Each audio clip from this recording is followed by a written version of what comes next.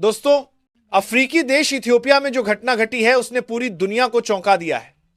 लगभग 12,000 साल तक शांत पड़ा हाइलीगुबी ज्वालामुखी अचानक सक्रिय हो गया और इतने जोरदार तरीके से फटा कि उसका असर हजारों किलोमीटर दूर भारत तक महसूस किया गया।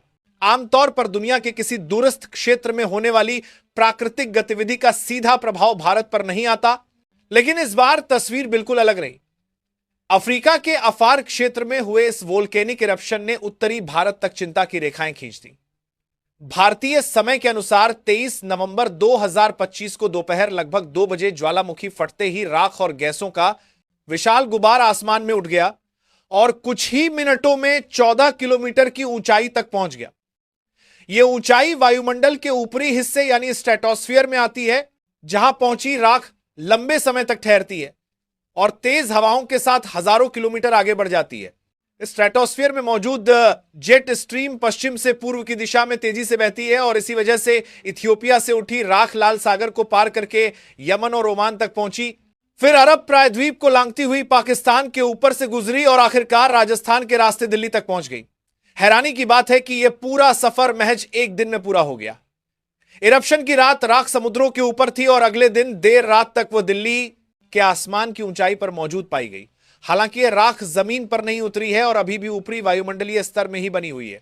टूलू स्वैग जैसे उपग्रह आंकड़ों में यह साफ दिखाई दे रहा है कि राख 15,000 फीट से लगभग 45,000 फीट के बीच तैर रही है। वैज्ञानिकों का मानना है कि इस बार विस्फोट की तीव्रता असाधारण रही, क्योंकि ज्वालामुखी के नीचे मैग्मा का दबाव अचानक बहुत बढ़ गया था। यह इलाका पूर्वी अफ्रीकी रिफ्ट वैली का हिस्सा है, जहां पृथ्वी की प्लेट्स लगातार एक दूसरे से दूर होती जा रही हैं। प्लेटों के अलग होने पर नीचे से मैग्मा ऊपर की ओर धकेला जाता है और कभी कभी यह दबाव अचानक सतह को चीरकर बाहर निकल आता है। विस्फोट से कुछ घंटे पहले वहां 4.7 तीव्रता का हल्का भूकंप दर्ज किया गया था, जो संकेत दे चुका था कि धरती के भीतर कुछ बड़ा होने वाला है। विशेषज्ञों के मुताबिक ज्वालामुखी के नीचे लगभग 50 किलोमीटर लंबी मैग्मा की दीवार टूट गई होगी और जैसे ही बाधा हटते ही दबाव रिलीज हुआ, हाइलीगुबी ज्वालामुखी ने भारी मात्रा में राख और गैस उगलना शुरू कर दिया। यह एक शील्ड वॉल्केनो है जो चौड़ी सतह में फैला होता है और इसका लावा दूर तक फैलने की क्षमता रखता है।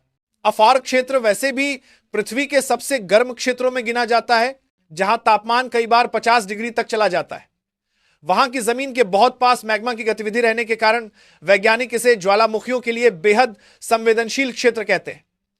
राख की संरचना पर नजर डालें तो उपग्रह डेटा में सल्फर डाइऑक्साइड यानी सोडो की काफी मात्रा दर्ज की गई है।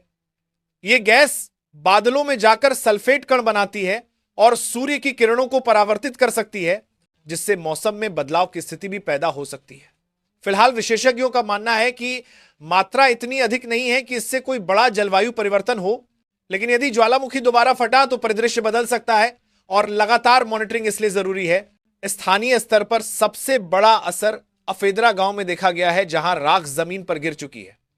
लोगों की सुरक्षा सुनिश्चित कर दी गई है और किसी जान का नुकसान नहीं हुआ है, लेकिन चरवाहों को चिंता है कि राख के कारण चारागाह ढक जाएंगे और पशुओं को खाने के लिए घास नहीं मिलेगी, जिससे बीमारियों का खतरा बढ़ सकता है।